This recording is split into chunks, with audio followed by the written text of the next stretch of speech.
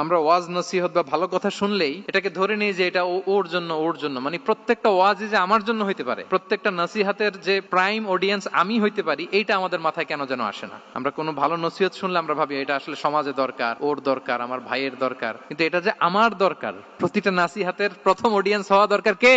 আমি নিজে। তাহলে পরিবর্তন শুরু করতে হবে নিজ থেকে। ওর এই সমস্যা, ওর এই সমস্যা, ওর এটা। আরে মিয়া তোমার কি সমস্যা ওইটা বলো। শুধু ওর ওর না দেখে নিজেরটাও দেখতে হবে। দেখেন অন্যের দিকে এক আঙ্গুল দেখালে নিজের দিকে কয় আঙ্গুল যায় বলেন তো? এই যে নিজের দিকে কিন্তু তিনটা। আমি যদি এরকম করি আমার দিকে আসে তিনটা।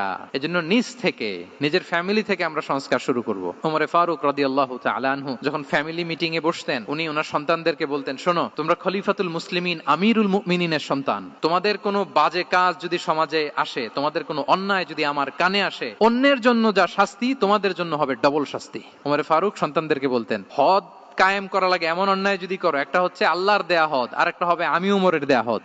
আমার মতো খলিফাতুল মুসলিমিনের সন্তান হয়ে পাপ তুমি কেন করলে? আমাদের তো ওই মেয়েটার সমস্যা, ওনার ছেলের সমস্যা, এগুলো আমার ছেলের যে কি অবস্থা, আমার পরিবারের যে কি হালাত, আমার স্ত্রীর যে কি দশা, ওইটা নিয়ে আমরা ভ্রুক্ষেপ করি না বা চিন্তা করি না। তাহলে সম্মানিত সুধী মণ্ডলী, আমরা পরিবর্তন শুরু করবো কোত্থেকে? অন্যের বাড়িঘর থেকে নাকি? হ্যাঁ, কোত্থেকে? নিজ থেকে। আল্লাহ তাআলা আমাদেরকে তৌফিক দান করুক।